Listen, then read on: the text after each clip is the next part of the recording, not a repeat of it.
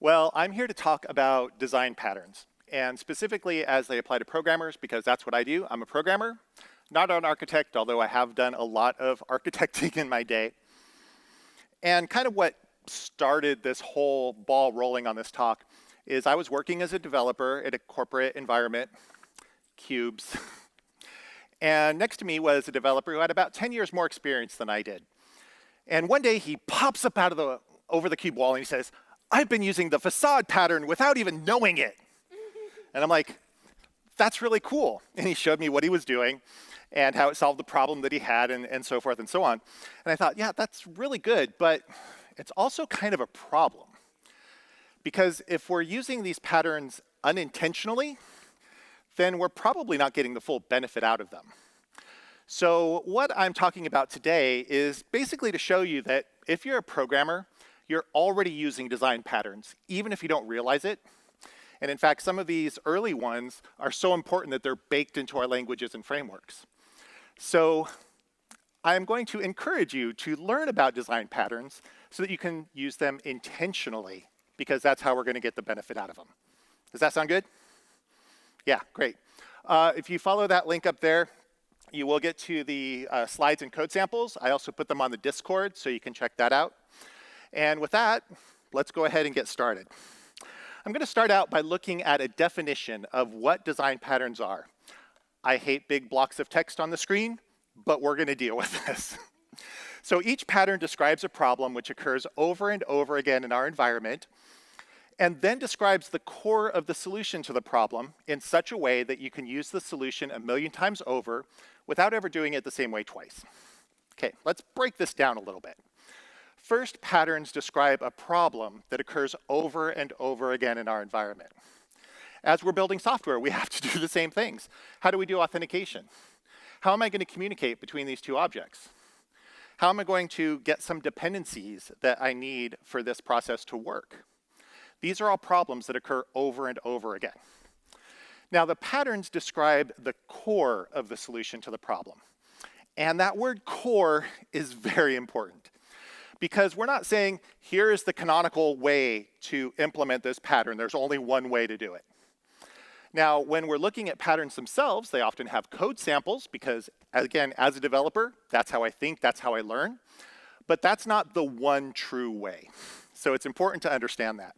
In fact, the definition goes on to say that it describes the core of the solution to the problem in such a way that you can use the solution a million times over without ever doing it the same way twice. Now, I would not recommend reinventing the wheel each time you need something round that rolls. But I would say if a particular implementation doesn't work for you in your environment, it's okay to go look for another one. And if that doesn't work, it's okay to build your own. Okay, so that's what we need to focus on. These give us the core of the solution to a problem. Now, the interesting thing about this definition is it's from Christopher Alexander, as you can see up here, and it was written in 1977. And he was not talking about software. He was actually talking about architecture, like real architecture, buildings and bridges and things like that. Well, it turns out that it is also useful for software. And so you may have heard of this book if you don't have a copy of it yourself. It's Design Patterns, Elements of Reusable Object-Oriented Software. And it's a nice hardcover book. It's often referred to as the Gang of Four book because it was written by these four people up here. And it was written in 1995. Ooh, that was 30 years ago. What is that in computer years? Right? That's like 600 computer years ago. So the first question is it still relevant? And in fact, I'm going to argue yes, absolutely. And we'll see just how important that this book is.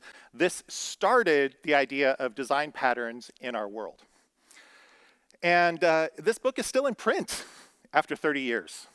And there's no like 7th edition. It's the same one that's in print from 1995.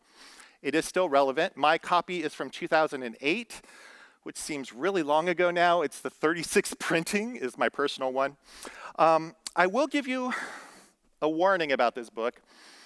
It actually has an advantage because if you have it on your shelf, you look really smart. But it has a drawback that it is I'll call it academic. It's an important work, and I would recommend that everyone look at it at some point in their career, but it's probably not where you want to start because it does go kind of deep, kind of quickly. So I'll give you some recommendations for where to get started. Just my personal journey, it took me 3 tries before I actually got through this book because I wasn't ready for it yet in my career. So again, eventually I got through it. Very important, very good place to start. Now, the Gang of 4 came up with this idea of design patterns in the software world, what they consist of, and kind of what they do. So let's take a look at the anatomy of a design pattern that they came up with. So the first part is the pattern name. And this is an identifier that we can use to talk about this pattern with other developers. Now, since these did not exist, they got to pick easy names like adapter and bridge. These days, we do have patterns that come up. Generally, they have longer, more descriptive names. Maybe you've heard of MVVM, or MVC, or MVP, or MVU, if you're doing any kind of UI stuff. So those are model, view, view model, update, presenter, and controller. Probably not in the same order that I said before. If you're doing dependency injection, that's a set of design patterns. Constructor injection, property injection, method injection, very common ways to implement dependency injection. So there's patterns all over our world. This was just kind of the start. Now, in addition to the pattern name, something unique we can use to refer to it, it talks about the problem. This is the thing that occurs over and over again in our environment that we're trying to solve. And then, of course, it gives us a solution. But remember, this is just the core of the solution to the problem. It tells us about the pieces, how they fit together, how they interact, what they do. And generally, if you have a pattern catalog, it'll also give you some code. Because like I said, we think in code. But do not think that this code sample is the one true way of implementing a particular pattern. And we'll kind of see that as we go along as well. Now, there's a fourth thing. And this is something that people don't talk about very often. And that is the consequences to the pattern. Now, I don't want to say that these are negatives, but these are generally things to keep in mind.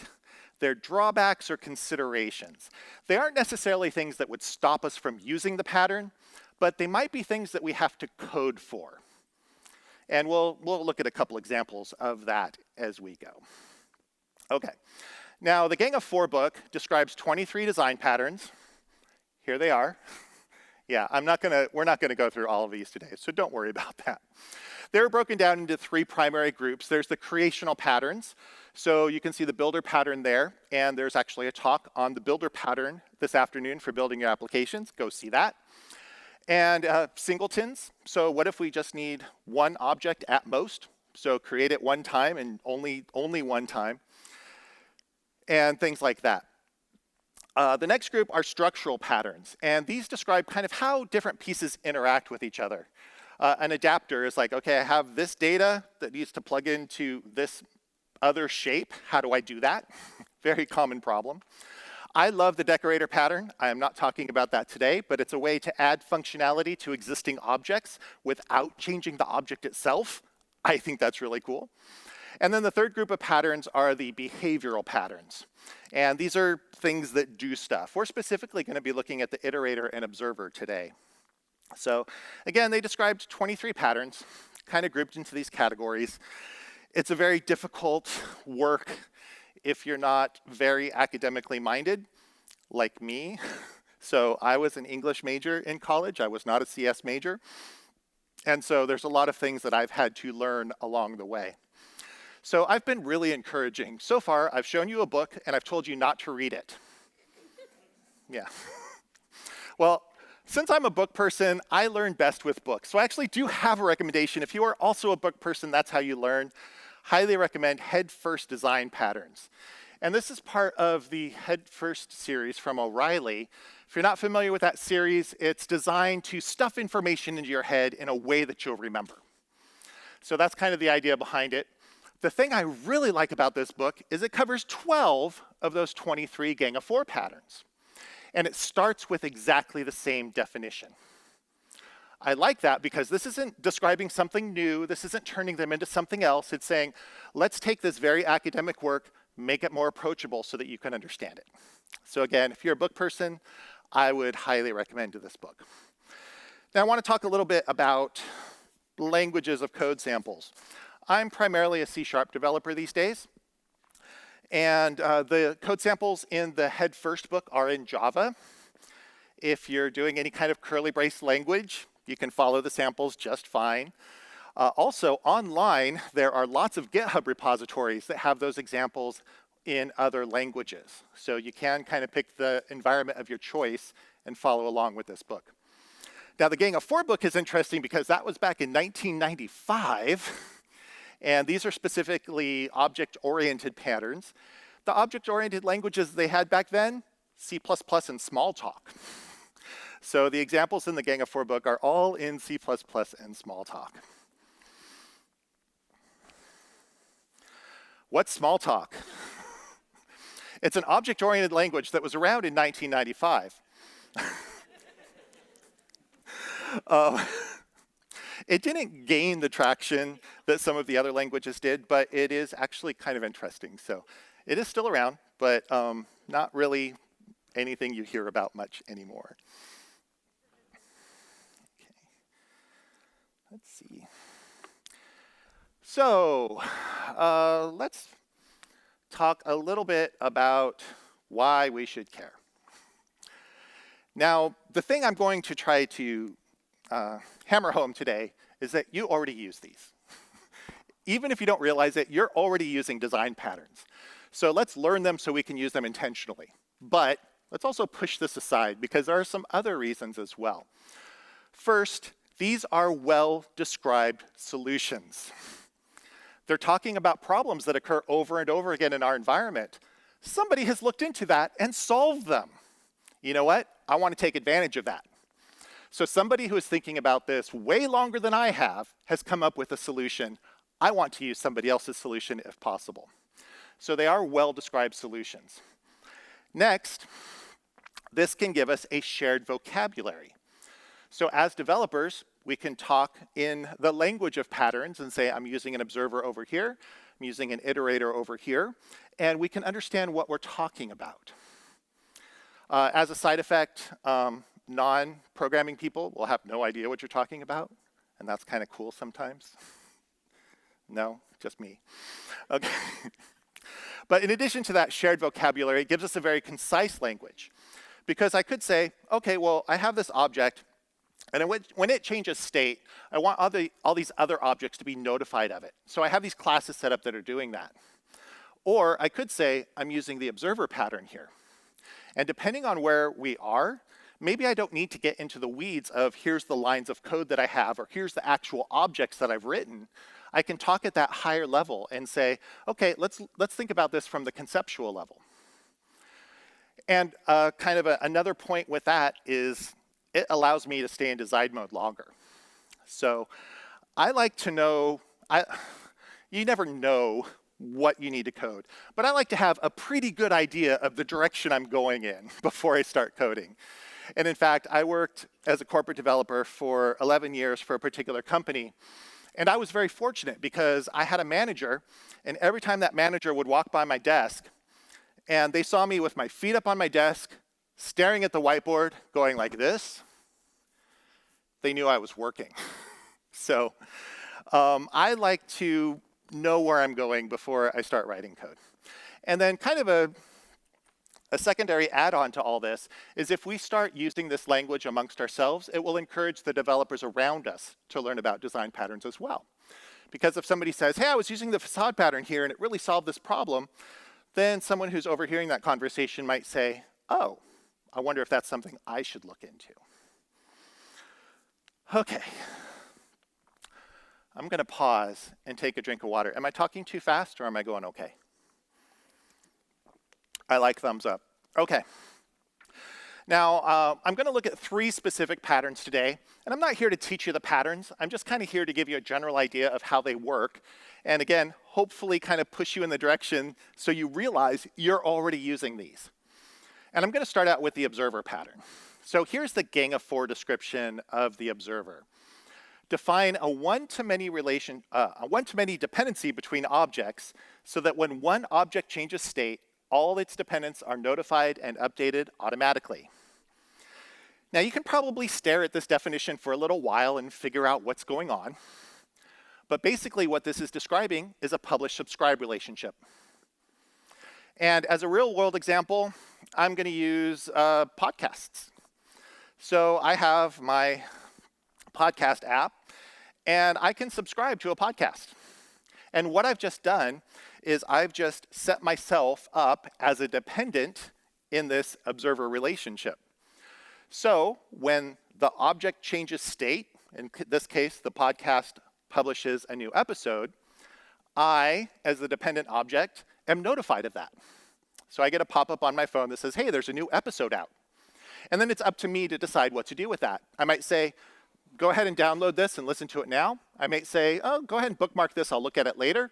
Or I might say, you know what, delete it, I don't care. But that's up to me as the one who is subscribing to this podcast. Okay, now as I mentioned, I'm primarily a C# developer these days. Do I have any other C# developers in the room? Oh, that's a lot, good. I'm gonna need your help. Okay, so has anyone in this room hooked up an event handler before? Just out of curiosity? Yeah, I know that number goes down and down because we don't do event handlers much with our modern frameworks. But if you have hooked up an event handler, you've actually used an implementation of the observer pattern. And let me show you this. And I'm going to show you this with my amazing UI development skills. So if you download this code, I have 3 projects in here which have the particular design patterns we're looking at today. If you download the code, you'll actually see a couple bonus projects because when I do an hour version of this talk, I have time to cover some more patterns. I'm going to start out by looking at the observer pattern, and before looking at code, let's go ahead and run this application. And I have a button that doesn't do anything. Is that impressive? Oh, okay. Tough room. Okay. Now I'm just going to be throwing some code into code behind because I kind of want to focus on design patterns. This is very demo code. But I'm going to hook up an event handler. So my button is called click me button, and it has a click event on it. And if I say plus equals Visual Studio offers to create one for me, I'm going to call this observer 1. And I love it when my tools do things for me. That's really cool. But of course, 1 isn't enough, so I'm going to create 2 more of these. And hopefully this code does not frighten anybody in the room, even if you're not a C# developer. So I've hooked up 3 event handlers to the click event on this button. And let's just fill in some code here. Woo! Okay, that wasn't it. Let's try again. Oh. Wow, I have really lost control of my computer. There we go. That's what I was looking for. Okay, so text block 1.text equals hello from observer 1. Okay, so I've got a text block on my UI. I also have a text block 2.text, and we'll set that to hello from observer 2. And any bets on this third one? Messagebox.show hello from observer 3. I like to mix things up. Okay, hopefully that code doesn't frighten anybody in the room. But let's go ahead and run this and see how good my programming skills are. Okay, we'll click the button. Hey, look at that. And we'll zoom in on, say, I know my message box is very small, but there it is. So, does that scare anybody? No? That's good. And that's kind of the point. Because if we look at what the observer pattern is, we have just done that. So we have defined a one-to-many relationship, if I can scroll appropriately, between the button state and the things that want to be notified about that. In this case, I'm looking at the click state of that button. So every time that that's clicked, all of the dependent objects are notified of that, and they can do with that information what they will. So we have 3 observers that are following that. Pretty easy, right? Yeah, that's kind of the point. And, you know, kind of one of the good things about this is that I have this implementation in my framework. This is part of the environment that I work in. And if it's not part of your environment, that's okay. There's probably one or another one out there.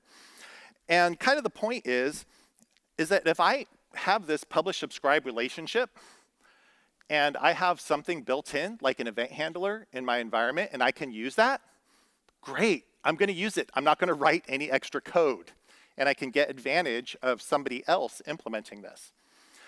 Now you might say, oh, I've done C# and event handlers have problems because if you don't unhook event handlers and dispose of things properly, the garbage collector gets a little confused. So that's not gonna work for me. Well, you know what? That's not the one true way of doing this. There's other ways we can do it. There's something called an event aggregator, and the idea of this is I have this thing in the middle that the publishers and subscribers talk to. So the publisher and subscriber don't have to know about each other directly, just about this thing in the middle. So the publisher goes to the event aggregator and says, hey, I'm publishing this event, and then any subscribers that are subscribed to that event are notified by the event aggregator. So if that works for you, great. If not, there's other ways of doing this. And in fact, again, in my world in .NET, there's a pair of interfaces called iObserver of T and iObservable of T that give us some methods as a framework that I could implement my own observable. And if that doesn't work for me, I can do something else. So that's what's really cool about this, is there's a million ways of doing it. And I can find the way that works for me. But some of these patterns, again, that have been around for 30 years, are so important that they're actually baked into our languages. Okay. So, do you want to know about the consequences of this? No? Wow. After lunch, huh? Okay, sleeping is fine, no snoring, please. There are consequences to the observer pattern. And again, these aren't necessarily things that will stop us from using the pattern, but they're things to keep in mind. So the first one is that we do not know how many times we will be notified. We could be notified once, we could be notified 100,000 times. Now, in this case, since I have a button, I'm kind of limited into what can happen in that particular application. But let's say that I'm listening for events coming from a stock market updater, right? How many times am I going to get notified? Don't know. Does that mean I don't use the pattern? Absolutely not, but I keep this in mind. If I am getting notified 100,000 times and I don't need that many notifications, maybe I sample it, okay? So just things to keep in mind. Another thing is we don't know how frequently we'll be notified. We could be notified once per day. We could be notified 100 times a millisecond. I actually had a conversation with someone who did diagnostics for motorcycle engines. And he was telling me some crazy thing, like they got 10,000 events every second as they're running the engine so that they could get all the little bits and pieces of information out of it. That's a lot. They were shoving it into RavenDB so that they could look at it later. But again, something to keep in mind. If you're getting notified more frequently than you want, then maybe, again, you do a sampling. And then a third thing is we don't know if we'll be notified at all. We may never get that first notification. So to keep that in mind, we might say, oh, well, maybe I need a placeholder, something that says data not available, or something to show, hey, we're waiting for something to happen. Doesn't stop us from using the pattern, but it may affect the way that we program our particular solution. Okay, so again, hopefully that hasn't scared anybody yet. But before moving on to the other patterns that we're going to talk about today, I need to kind of pause and talk about how we use patterns. Because if you go on the internet, you will find people say, patterns are amazing, they're lifesavers, you should use them as much as you can. And then you have people who say, patterns are the worst thing ever invented. don't even think about coming close to my code with your design patterns. Now, generally, I hate this answer, but this is the answer that we give in the world in technology, is if you're not getting the benefit out of it, you're probably doing it wrong.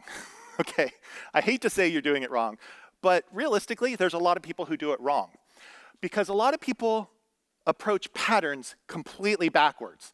They say, hey, I just learned about the observer pattern. The observer pattern is amazing. I'm going to use it as much as I can. That's not a great way to do this. Because not every tool is the right tool for the job. Okay, I really cringed the day my wife brought home a chainsaw.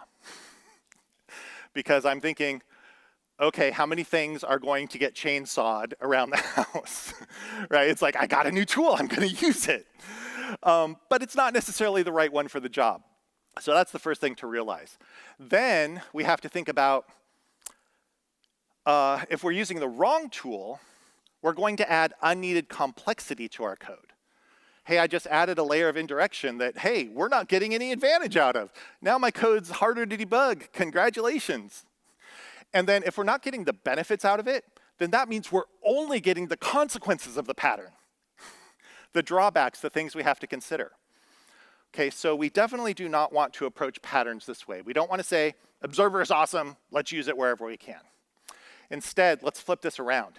Think about the problem first. I need to be notified when something has changed. Is there a pattern that addresses that? Now what we can do is we can go out, we start by identifying the problem, and then we can find the right tool that solves that problem, okay? And then once we have that, we get the benefits, right? If we're not using the right tool, we're not going to get the benefits. So definitely when you're thinking about patterns, always start with the problem first. What is the problem you're trying to solve? And is there a pattern that can help me with that? If you get stuck on Facade is amazing because I used it this one time and it did all this stuff for me, so I'm going to use it in every application I have, you're going to have a bad time. Okay. So again, start with the problem first. Okay. Let's move on to our next pattern, which is the iterator pattern. This is actually one of my favorite things in programming. I get overexcited about iterators. Here's the Gang of Four description. Provide a way to access the elements of an aggregate object sequentially without exposing its underlying representation. Yeah, I know. Wah, wah, wah, wah, wah. Basically what this means is give me a way to get the next item. Get me the next item. Get me the next item. I don't care where you get that item from. I don't care how you figure out what order you're supposed to give it to me in. Get me the next item. As an example of this, I'm going to use social media.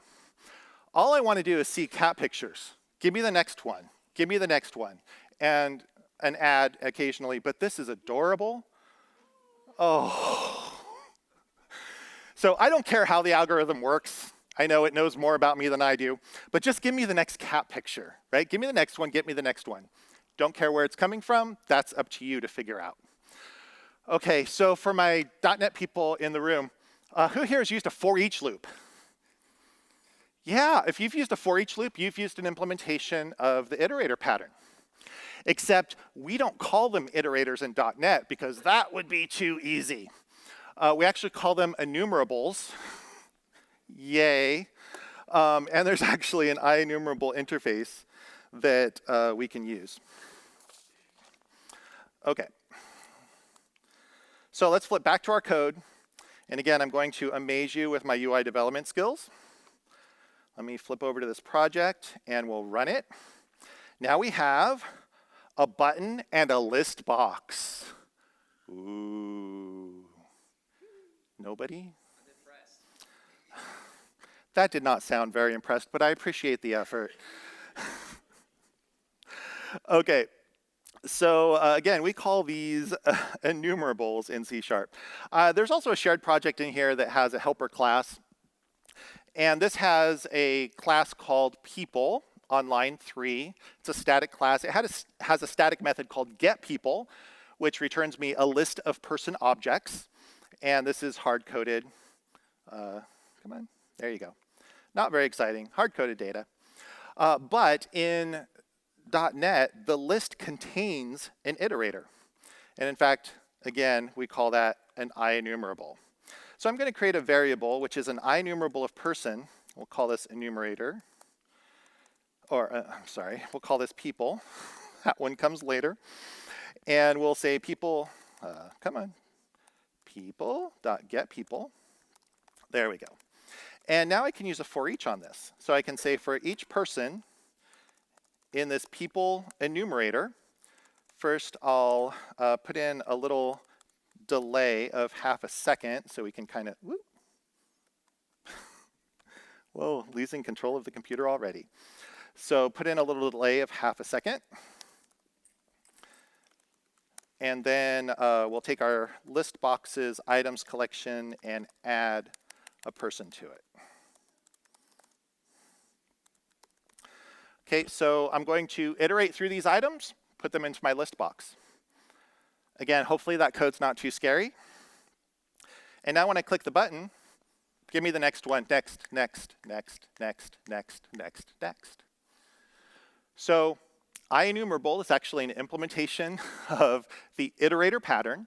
And if you've used a for each loop, you've used an implementation of that. Again, something the Gang of Four described that became so important, it's just kind of baked into my environment now. And I like that. So, okay, let's get rid of this. And I'll just talk about a couple more implementations in my world. So list of T, which is a generic list, has an iterator built into it. And pretty much every collection in .NET, in fact, has an iterator built into it, again, called IEnumerable in that world. So if all I need is to loop through a static collection, I can just like say, okay, well, here's a list. Let's go ahead and start using it without having to write any special code. This works on an interface, which is called the IEnumerable interface. And if I want, I can use this interface to create my own custom implementation. And this is helpful, like if you want to do something that's calculated. So let's say that I'm calculating the next number in a Fibonacci sequence, because I do that all the time. Rather than having a big list of all of the possible numbers, I'll just say every time you say next, calculate the next one. Next, calculate the next one. I can code that up really easily by just implementing this interface. And then, yeah, and there's more. There's many, many more. I won't go into all of them right now. But there is an interesting curiosity that specifically has to do with the Gang of Four book. There's an appendix in the Gang of Four book that has code to add an iterator to a list. Has anyone had to write that code? No, right? It's built into our language now. Back in 1995, you had to write it yourself or find a library that had it in there. But these have become so important that they are now part of the stuff that we use. And again, if I need that ability, next, next, next, next, next, I know where to start. That's an iterator. Is that cool? Or am I just overexcited?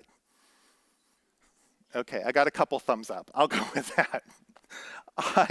I know, I shouldn't be this excited about design patterns. Okay, but there's consequences, right? We have to talk about consequences. Well, with the iterator, one of the consequences is that if you add or remove items while you're iterating through, your iterator may become invalid. And in fact, in .NET, it does become invalid. Now, I'm old enough to go back to programming before I had an iterator built into a language. So I used for loops, right? So I equals 1 to 10, blah, blah, blah, plus, plus, right? Does that sound familiar? No, because we don't care anymore.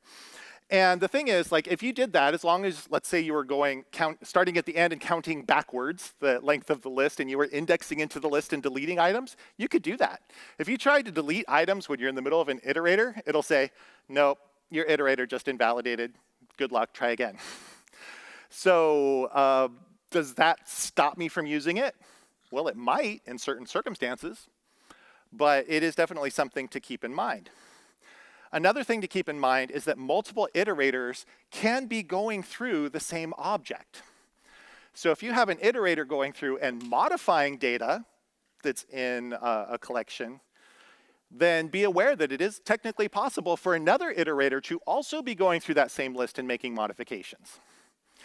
Now, most of the time, I have not run into this problem because I have more control over my code than that, and random people don't just come in and start iterating over my lists.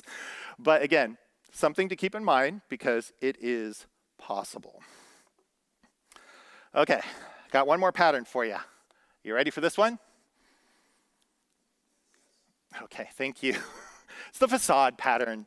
And this is actually something I found useful in my programming several times. So here's the Gang of Four description. Provide a unified interface to a set of interfaces in a subsystem. Facade defines a higher level interface that makes the subsystem easier to use. Okay, let's go straight to a real world example of this. And for this, we're going to use Jeremy's home entertainment system. Now, I have multiple remotes because that's how I roll. And so if I want to play a Blu-ray, I need to turn on the TV. I need to set the TV to the Blu-ray player input. I need to turn on the sound bar, make sure the sound bar is set to digital in. I need to turn on the Blu-ray player. Somewhere in there, I have to stick the Blu-ray in the machine, and then I have to press play on the Blu-ray player. Now, as a couch potato, I'm really good at just reaching, okay, there's 3 remotes. I know the shape of this one. Yes, I can do this. But there's other people who live in my house that would like this to be easier. So what I've done is created a facade around this, and it was also an excuse to buy an Xbox One Series X with a media remote. So now what happens is if you stick a disc into that Xbox One, it's going to turn on the TV, it's going to turn on the sound bar, it's going to set everything to the appropriate inputs, and it will start playing that disc. That's a lot easier. I like that. So let's go back and just look at a simple code sample for this. So again, for my .NET developers, who here has used a for each loop? Okay, I always get concerned because that's a different set of hands than raised them before. But it turns out if you've used a for each loop, you've also used an implementation of the facade pattern. And let me show you that. Okay, so basically I have a project that's in the same state that we the last one. So I have a for each loop that's iterating over these items. But let's go to the code and take a look at what's actually inside this IEnumerable of person. I'm going to comment out this block of code and say people dot. Now this IEnumerable interface has one member which is called getEnumerator. And this will return us an IEnumerator of person. Okay, tor of person, we'll call this enumerator. Okay, and let's see what it has. Well, it has kind of 4 members that we care about. The first one is move next. Okay, that's my next. Give me the next thing. Now, something to note about this, you can see that little pop-up. This doesn't return the next item. It actually returns a Boolean, a true-false value, to let you know if that move was successful. Then we have the current property, and that will be the current item that I can use. There's also a reset, which will set it back to the beginning. And then there's a dispose, because this implements the iDisposable interface in .NET, which I'm totally not going to talk about today. Well, since move next returns a Boolean, that means I can use this in a while loop. Okay, so we'll wait task.delay 500, and then person_listbox.items.add, and now I'll say enumerator.current, like that. And functionally, I'm going to get the same results out of this. So I'm still going to get my next, but I'm using that IEnumerable and IEnumerator more directly. So what for each has done is created a facade around this, a wrapper to make this easier to use. Has anyone done like this manual enumerator? Yeah, you don't really have a need for it, right? Because for each is there, and for each is awesome. But this is what it's doing. It's actually wrapping around this. Okay. Now let's go back to slides for a second because I want to talk about a real world scenario where I used this. I was responsible for a reporting server, and to get a report out of the system, you had to create a really ugly query string that looked like that. And it included GUIDs. It included a lot of things that were kind of difficult to get. Now, I didn't want the other members of my team to have to figure out how to write these query strings because we were embedding this in all of our applications. So what I did was I wrote a wrapper using the Facade pattern. So I created this web report object with properties and methods that the other developers could just fill in.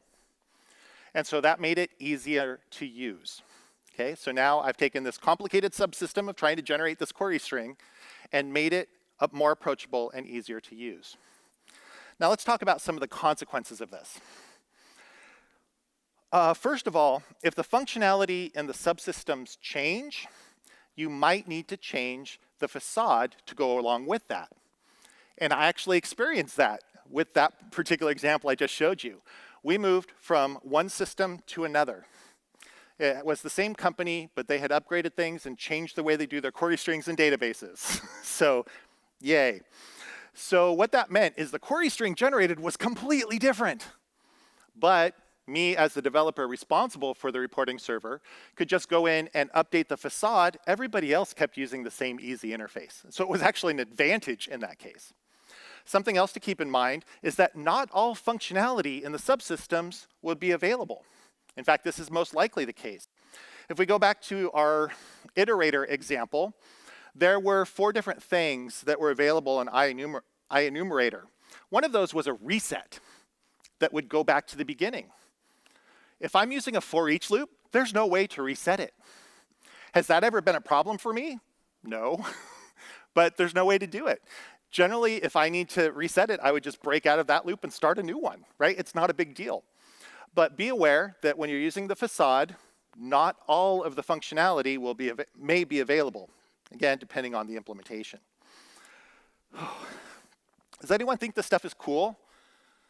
Yeah? Okay, 3 people. We're a success. Okay, and 1 in the back. Thank you, sir. You're a little late. So let's go back to our definition of what design patterns are, right? It describes problems that occur over and over again, gives us the core of the solution, does it in such a way that we can use it a million times over without ever doing it the same way twice. I would advise against reinventing the wheel if you don't have to, because again, someone way smarter than me has been working on different implementations. So, but it is possible to do it different each time. Why do we care? Well, again, we already use them. Hopefully you're convinced of that now. If you go out and look at the Gang of 4 book, you'll probably see a lot of those patterns that you're already using in your code. You just didn't realize it. So once we have that understanding, now we can go out and look for these well-described solutions. Someone way smarter than me has been working on it. Gives us a shared vocabulary, very concise language. Allows me to stay in design mode longer. That will vary depending on how you like to program. I see that as a huge advantage. And then if we are using patterns with each other in our conversations, hopefully other people who overhear that will be encouraged to use patterns as well. So that's what I have for you today. Here's a direct link to the GitHub repository. Again, that is also on the Discord. And if you have any questions, feel free to put them in the Discord, or if they come up later, feel free to shoot me an email. And that's what I've got for you today. Thank you very much for coming. If you want to continue the conversation or have questions, I'll be out in the hallway in a few minutes. Thank you very much.